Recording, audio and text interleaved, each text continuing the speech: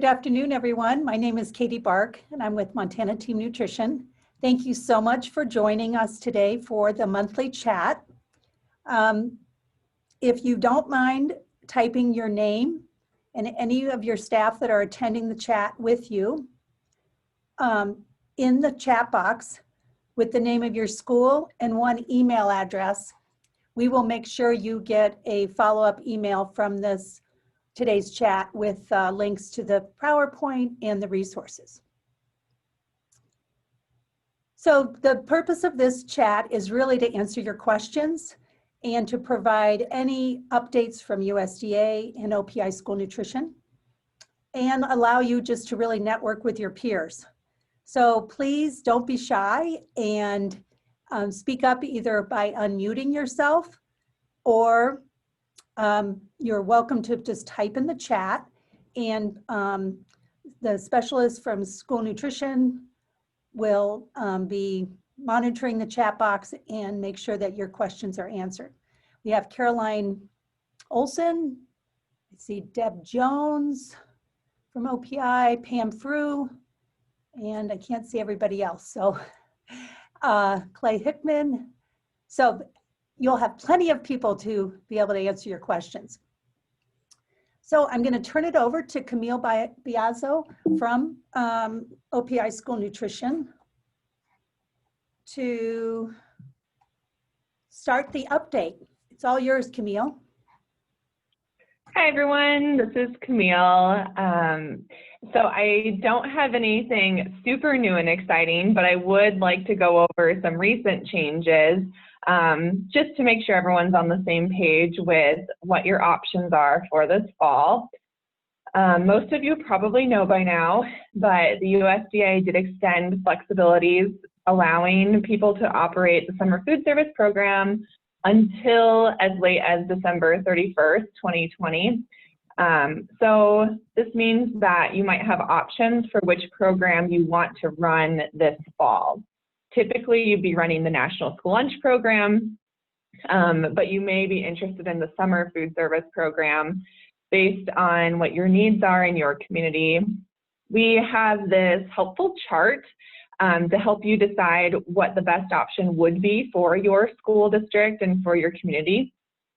At the top, you can see my district plans too, and then it gives you all these different options. So if you're only interested in offering meals to on-site enrolled students, you would want to probably stick to the National School Lunch Program.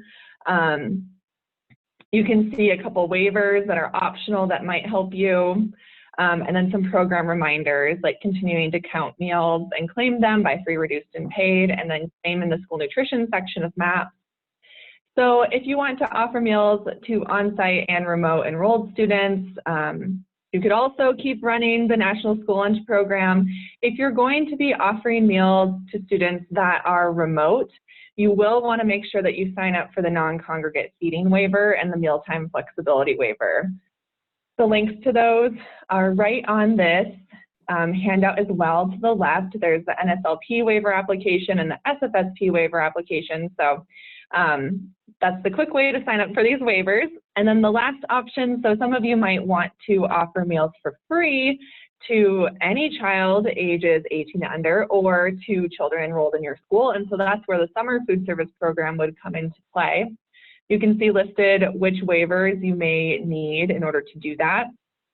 And the first step, if you're considering the Summer Food Service Program, is to fill out the Summer Food Service Program school year form.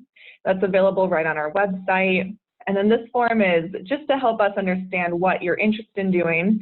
Once you fill out the form, you're going to get a call from your regional specialist to determine if you may need the area eligibility waiver, or if maybe the summer program isn't actually what you want to do, and we can make sure that you're set up to just run the National School Lunch Program as usual. So a couple of things to keep in mind if you do choose to do the Summer Food Service Program, you will need to complete a MAPS application. I know many of you already have done this. The tricky part is because of how our fiscal year, the federal fiscal year is set up, if you wanted to run the summer in September and October through December, you actually have to fill out that application twice. So if you already filled it out for September, great. And if you want to keep running the summer program until December, you're going to have to go in and fill out the 2020-2021 application for October to December. We're sorry you have to do that, but that's the way the system is set up and the way the federal fiscal year is set up. Luckily, the system rolls over a lot of information, so hopefully it's not too much to redo that application. And then make sure when you do that, that your school nutrition application doesn't overlap. So same with claims. So make sure you're only claiming in the program you're operating. Something that some people have had some questions about. So if you're running the summer food service program and you're claiming under the summer food service program, you can't run the after school snack program through our office. That program is tied to National School Lunch Program. So if you're running the National School Lunch Program, it's fine if you keep doing the FFVP and the after school snack. But if you switch over to summer, you can no longer claim snacks to the after school snack program. You can keep running the fresh fruit and vegetable program though. So that one, it doesn't matter if you're on NSLP or SFSP. FFVP, fresh fruit and vegetable is allowed for either one. And if you're wondering, I don't know anything about the FFVP, it probably means that you weren't eligible. If you were eligible, you would have received some communication from our FFVP manager, Caroline Olson, by now. And if you have questions about the FFVP right now, she's actually on this call, and so you can send her a message in the chat if you have any questions about that program. So like I said, you can find this form right on our website. Feel free to call your regional specialist if you're confused or not sure what you're doing, or you're partway through an application and have questions. Call your regional specialist, or if you have specific summer food service program questions, Kim Lloyd is your person for that. She is also on this webinar, and so you can send her a message in the chat if you have specific SFSP questions. I have a couple more reminders. We'd like you to still collect free and reduced price school meal applications, even if you switch to the summer food service program. So even if you're on that program, all kids are eating for free. We'd like you to still collect the free and reduced applications and make those available, because currently the USDA funding is set to expire by December, and so you'll have to switch back over to the National School Lunch Program in January. So it'd be good to have some of those applications already filled out on file for that smooth transition back into National School Lunch Program. And that's what we know as of now, though that could change, but right now the plan is that schools will switch back over to NSLP in January. So keep collecting those free and reduced apps if you can. And then tied to that is still checking the direct certification system. So still go in there and be running those reports. So that's the biggest thing to do with SFSP and NSLP. Now, another hot topic right now is planning ahead. So there's the possibility for you to need to quarantine, or you and your staff needing to quarantine due to being exposed to COVID. So right now, or hopefully before right now, you've thought a little bit about this scenario and what you would do. And the food service plan for if you and your staff are all out really should be part of your school's overarching emergency planning process. We have a few ideas available on our website to help you think about what you could do in this situation if you're not available to make the meals. And Katie has up on the screen, one option would be to contact a nearby school district.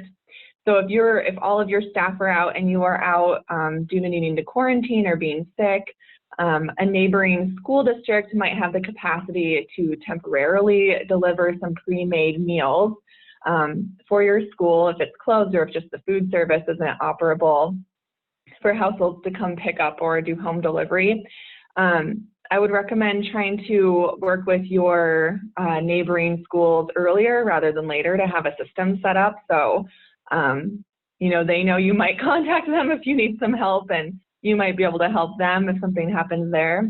So this would probably work best if the nearby school district has an open summer site. And then whichever school is providing those meals would claim the meals for reimbursement. So this is one option to consider. Another option, some of you might have heard about the Meals to You program earlier in the year, and even though that program's not running, the vendors are still set up to work with schools individually, and they can provide shelf-stable meals to schools. We have 3 different options listed here that you can reach out to and contact. There is a cost to each program. So once again, I would recommend you reaching out to these vendors ahead of time to see what their capacity is and if it would work to work with them for them to do the delivery of these meals if your school is unable to provide the meals. And then I think there's one more option. And then some vendors might already carry some pre-made meal kits. I know we heard that US Foods has offered a 3-day kit in some areas and locations. And so if schools pre-ordered these in advance, this would be an option. If some people aren't at the school to cook meals, they could pull out these meal kits that are already made and you could have families pick them up, or you could provide them to students at the schools. Once again, plan ahead, try to get these ready in advance. Kind of thinking about, why we have standardized recipes. It's for, if you're not there. Same with this, if food service staff isn't there, what can the school do instead to feed kids? So these are just 3 ideas. You're not required to pick one of these, but it's supposed to help get you thinking about what is your plan for that situation where you might not be available and your staff might not be available. And then a quick note on USDA Foods deliveries. So we're going to keep operating as usual where we receive, store, and then send out your USDA foods that you've requested. And Pam Frew is also on this call, and so you can send her a chat as well in the message box if you have specific questions about USDA foods. But we really want to make sure that even if you can't be there, that someone is at the school to receive those deliveries. The drivers are still dropping them off and have their schedule, so it's important that somebody's there if possible. If really it's not possible, please contact Pam, and her contact information is right on the screen. So I think this is all that I have for you. So if you're interested in summer, like I said, make sure you fill out that summer form right on our website or contact Kim Lloyd if you have questions about the summer program.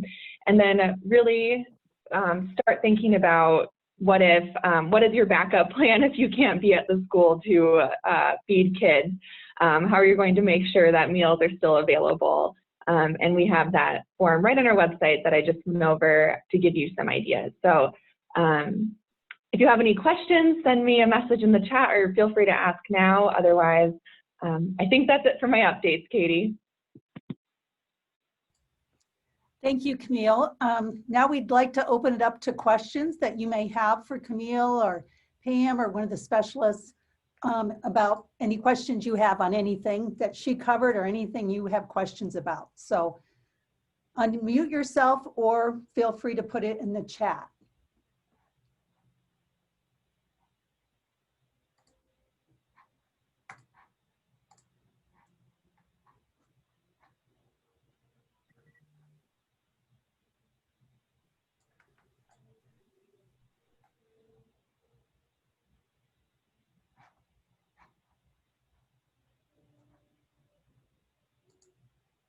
Are we seeing any questions in the chat box? Nothing so far. Thanks, Molly. Can you guys see Camille, can you see this website? I didn't know if you wanted me to show or you wanted to, I can click on where that meal options for school food service closures is.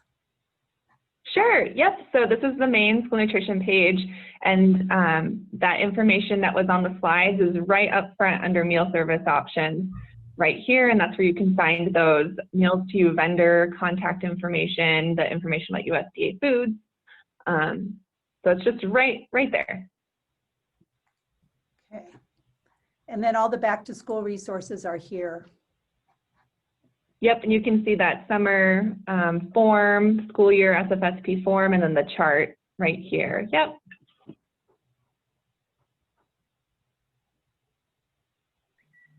Okay. Thanks, Katie.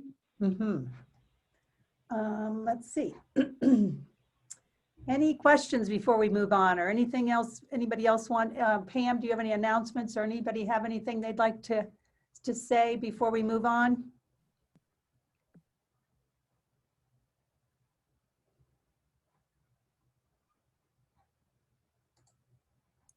Okay.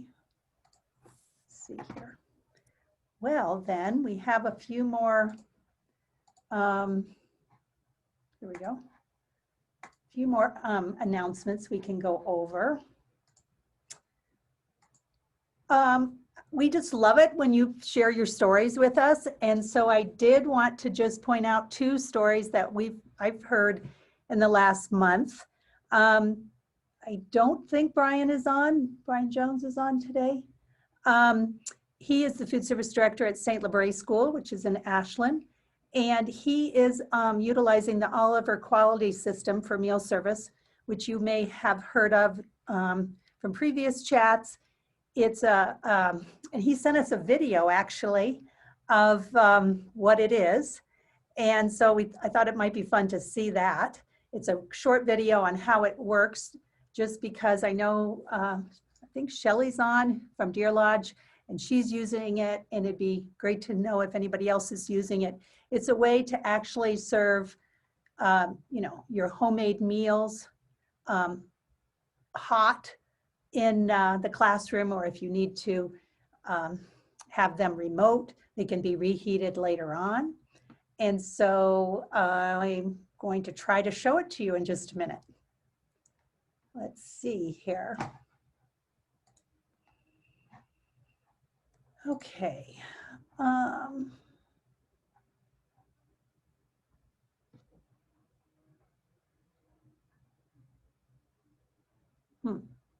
Hold on just a second. Thought I had it saved up here already, but maybe I don't. Okay. Let's try this again. Hold on.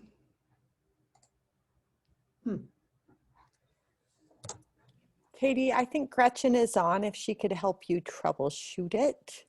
Yeah, I think I will ask her in just a minute. I just need to copy it into a new browser. I thought I had it up, sorry. Okay, here we go. Let's see. Now,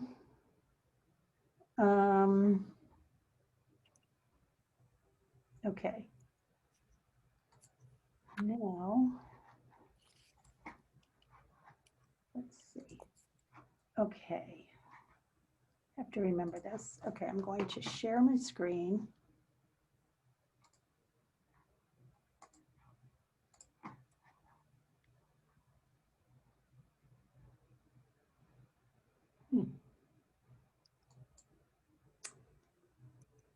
Hold on, guys, I'm sorry.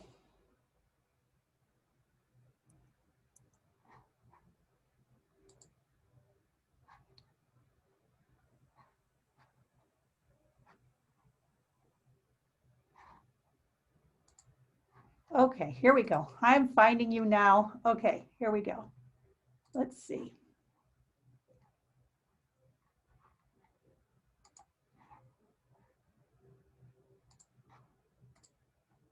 Are you seeing that? It's like a tray. Yes. Okay, I'm going to press a button, and this is going to be Brian speaking about the Oliver quality system.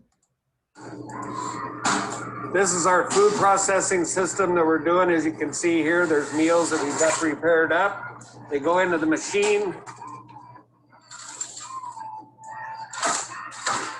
This is our 3 compartment. We can also do a 2 compartment. We can do soups. We can do our own desserts in little cups, portion cups. About 6 seconds, and that is sealed.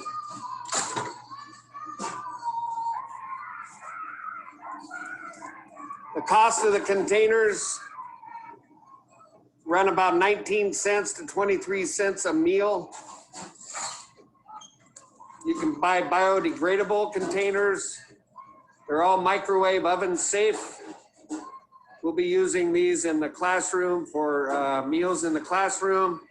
And we can also send them home and they can heat them up, freeze them for use at a later time.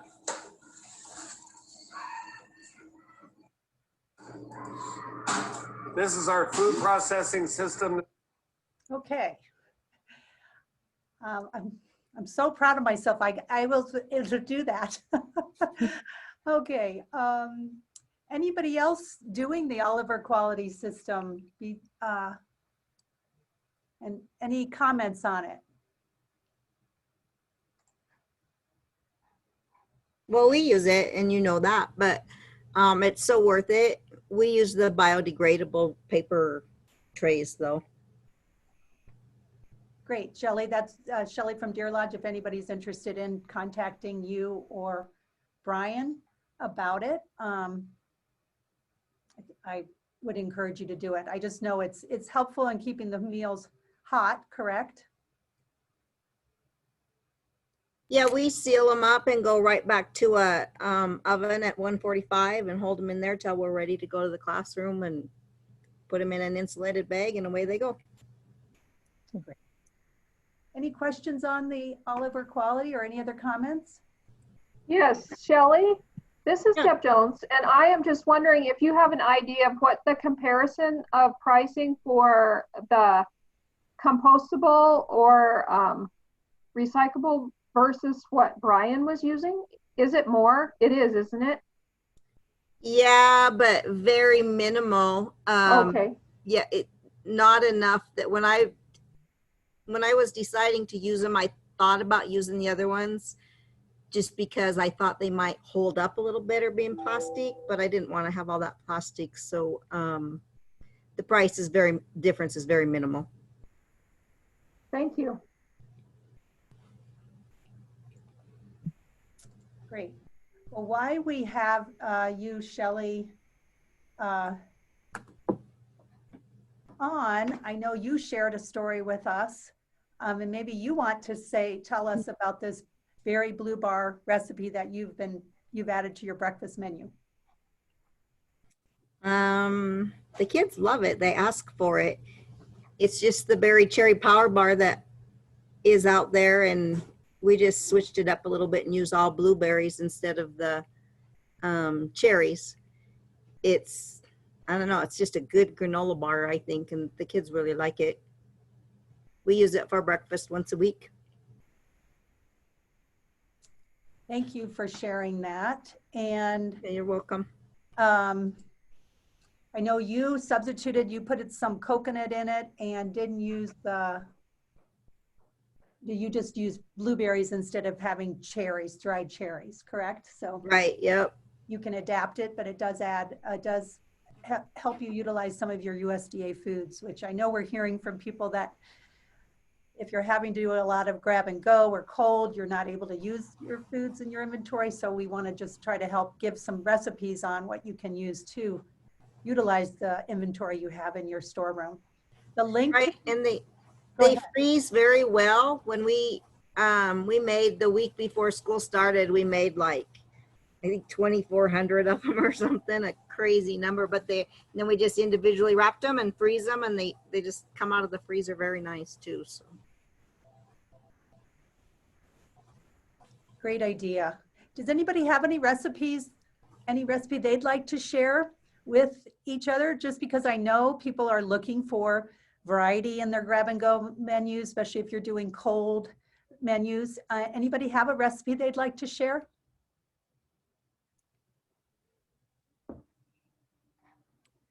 Katie, Gretchen had said in the chat box that the blueberry bar recipe would also be good with huckleberries if people have access to Montana huckleberries. Great idea. somebody also mentioned putting dried apricots in them. I thought that's probably a good idea too. Sounds really tasty. And you served it, so it looks like with milk, fruit, and a cheese stick. So it could be a grab and go meal. Yep. Okay, awesome. I don't know if you were on last month. I know Shoto, Kathy Campbell from Shoto and her assistant Cheryl, they have their mission. They want to serve fresh from scratch meals as much as possible to our students. And they're doing a classroom meal service at the elementary. And they're using the reusable trays, which you can see here are black. And then over here, there's lids. So these are ones you can reuse. And can see the colorful meal that it looks like a stromboli. I think that's stromboli. Yeah. With salad and fun cauliflower and things. So if you're looking for ideas, I know Cheryl or Kathy would be happy to talk to you about this type of tray system too, if you're looking for anything like that. I did want to just share some menu planning strategies, new resources, because I do know people are looking for recipe ideas. There's a new one from the California groups of Lunch Assist. They've sort of partnered with California Food for California Kids and the Center for Eco-Literacy, came up with a nice menu planning strategies that has a week worth of menus with recipes. Chef Ann Foundation, as you know, Chef Ann's come to our annual conference, and they have the lunchbox resources, which they just updated their website, and they actually have, if you're looking for any kind of emergency plan examples from other school districts, they have some from several school districts if you'd like to check them out, and then their recipe box, which they have quite a few recipes. And the nice thing about her website, you can scale the recipes on her website. So if it's for 100 and you need 300, you can actually create that recipe in the amount you need, which is really nice for making sure you get accurate yields. I did want to, and we can look at this website. This is another one.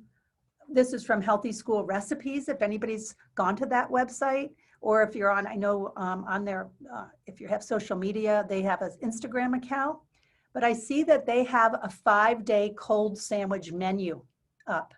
And this is just one example of one of the sandwiches that they have from Gwinnett County, Georgia schools. And it's a Caribbean chicken sub sandwich. It looks very colorful. And then they serve it with, I never heard of this salad, apple sweet potato slaw. And that's from Danville Public Schools. But we'll go to this website in just a minute and you'll be able to see it. So if you're looking for different menu ideas, I definitely check out this website. They also have a 5-day cold salad menu. And one example they showed in their 5 days is a USDA foods recipe of taco salad, which is obviously going to be able to help you again utilize your USDA foods of ground beef. You could use salsa or your tomatoes if you're getting using the DOD fresh, and cheese. So I definitely look, if you're looking for some menu ideas for cold or hot, I definitely check out this website. Anybody, before we move on, anybody have a recipe or a menu that has been popular with your kids that is feasible for your staff that you'd like to share?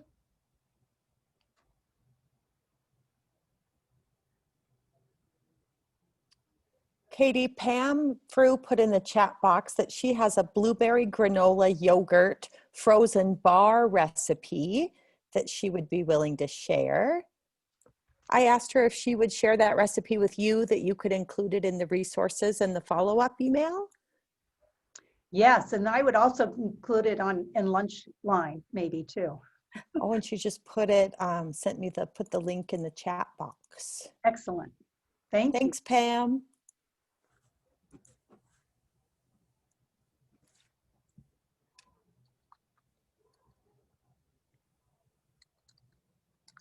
Okay, we'll look at that website in just a minute.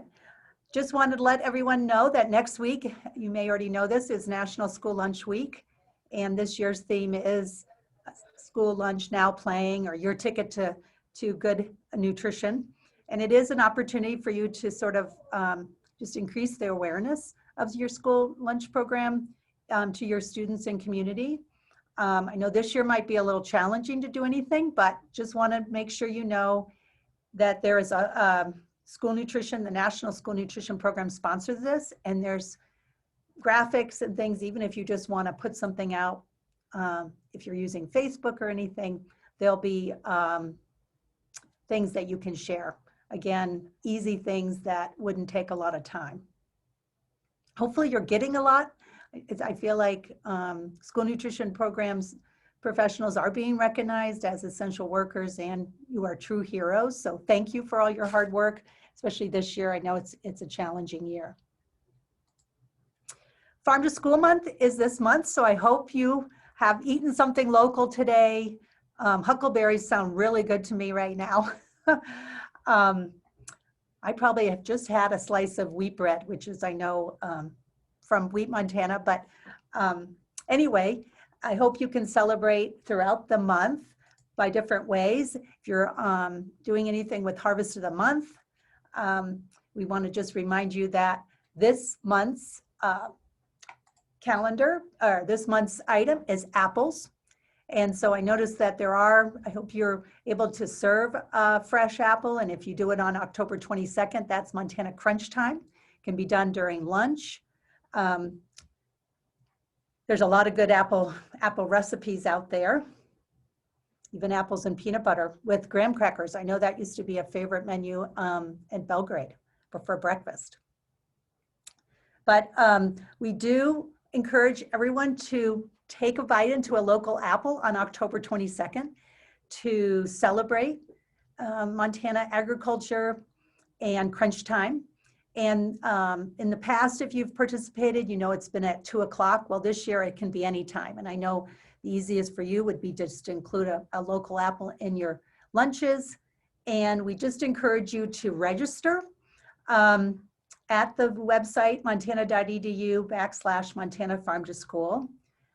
It's under Crunch Time, because we are in a competition with all the other Mountain Plains states, and we would love to win. But anyway, we would just love to have you have a little fun in October with apples, and there's a guide online that you can share with teachers and just have a fun crunch time.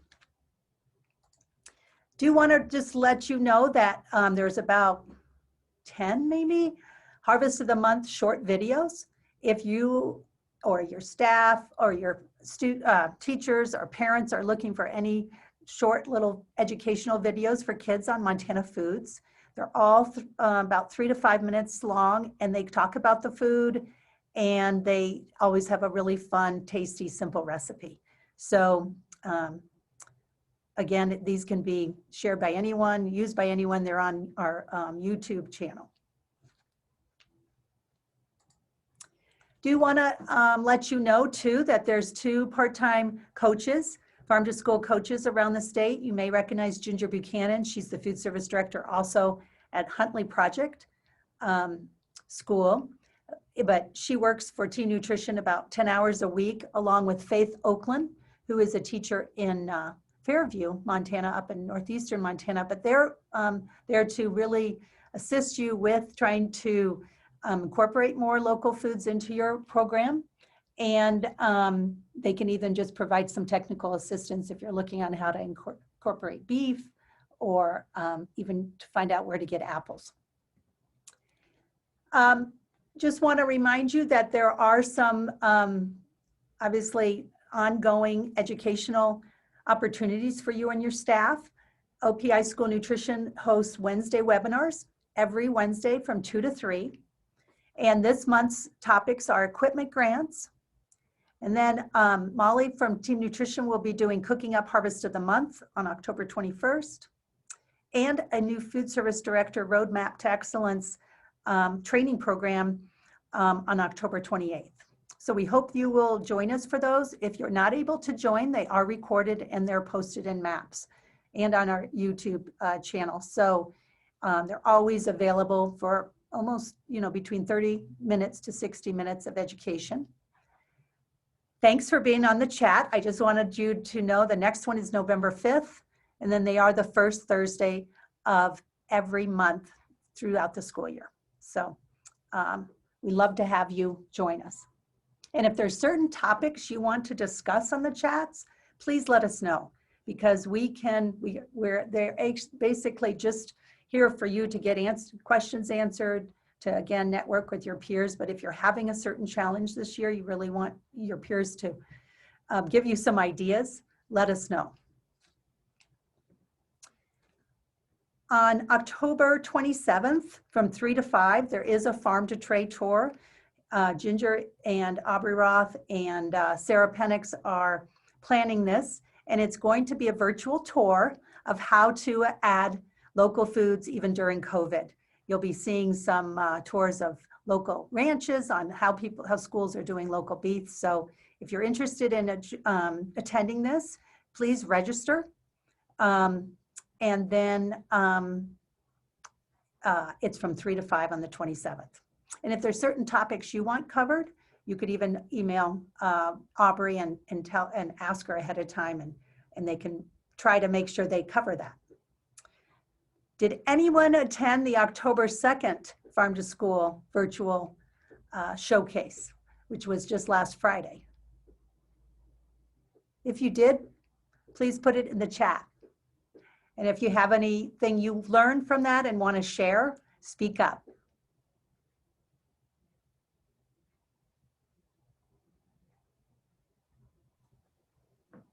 Katie, this is Gretchen. I attended it and it was a lot of fun. I learned a lot. We got to watch a video of the beef processing center in Missoula schools, which was awesome. And it was so impressive that they were able to kind of still do local beef because they had their own facility with ag students and everything doing that. So it was a lot of fun. With That's impressive for sure. Thank you for sharing, Gretchen.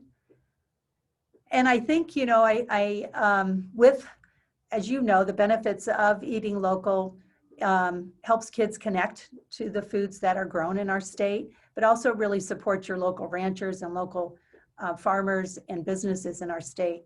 And I know some of you have shared with me that there's been some shortages in, your orders. So that's where I guess I just wanted to open that question up. I know Shauna, you're on, and Shelly, I guess you guys had said that, you were having shortages when you would order, so many cases of something, then you would get shorted. Are other people having problems with shortages, and any solutions that you've had in that, if you are having that issue? Anybody, you can put it in the chat or unmute yourself.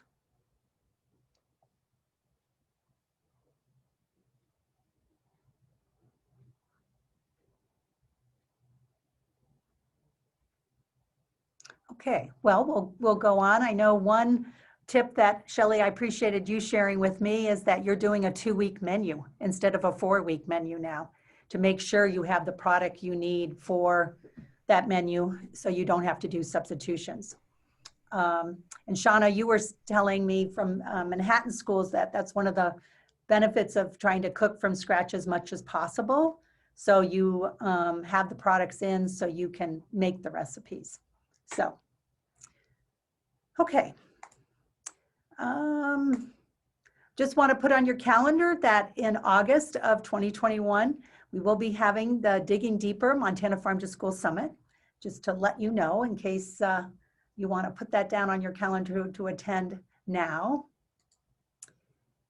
And then I know in talking with some of you, I already mentioned the local procurement or due to delivery shortages is something to look at in today's procurement process. And then the other topic I know is of concern of many of you, and I think people are all over, just because of all the plastics being used, is how to decrease food waste during this year. And I found a handout from actually Lunch Assist on how to decrease food waste. at schools. And so they had some examples of how to, it's basically composting and trying to use, reuse some of the sustainable products that have been mentioned. But that might be something. I know Dale Hayes with School Meals that Rock is trying to collect some information, because I think there is going to be an upcoming webinar on that. But if you have any solutions to that or any ideas you're doing, I know we'd love to hear from you.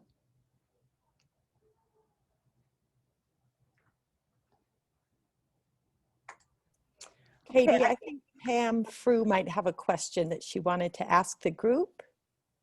Hi, yeah, this is Pam. I just unmuted myself. I just wanted to ask if anybody has tried the new chicken breast fillet that we're sending out on the current shipment. I know maybe not all of you have received this product yet, but I'm just curious because it's brand new if anyone has tried it yet and what your thoughts were. So.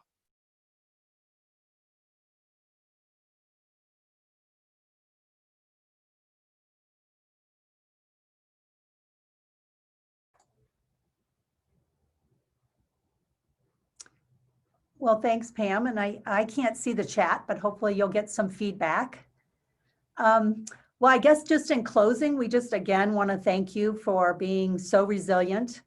I know you've had to, I talked to somebody yesterday and they had to change your system 3 times. So I know many of you are working so hard, and I guess we just want to thank you so much for all you're doing for kids and families. And I know here at Team Nutrition, we want to also give a shout out to all the hard work at school nutrition programs and OPI, because I know you're trying to assist the schools as much as possible. So if there's things we can help with, please let us know. And if anybody else has anything they'd like to say from school nutrition, I'm going to probably turn it over to Caroline to finish facilitating. But anybody else have anything they'd like to share?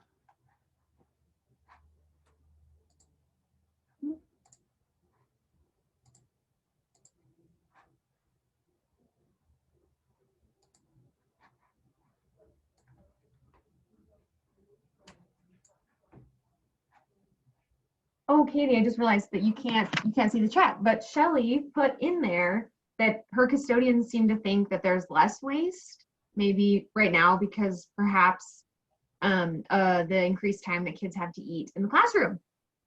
So that's really nice to read. Wow, there's always a silver lining. Yeah.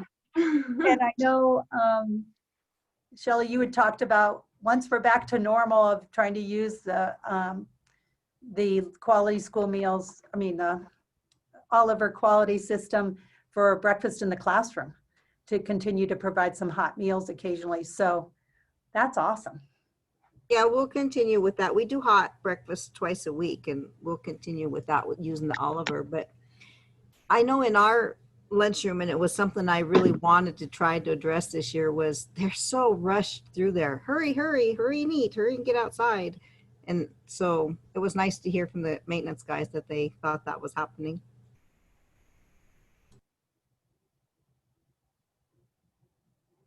Absolutely.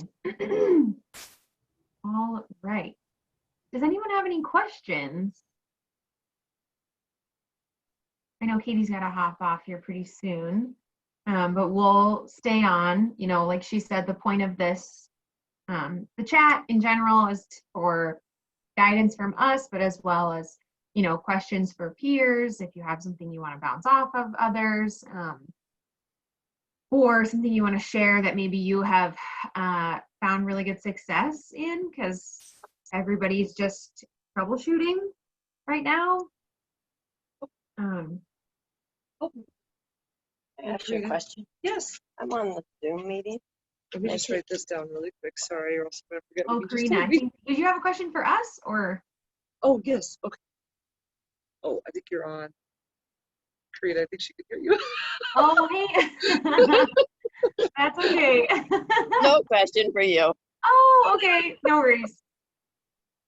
Does anybody else have any like wonderings or anything that we talked about today that you're not sure about?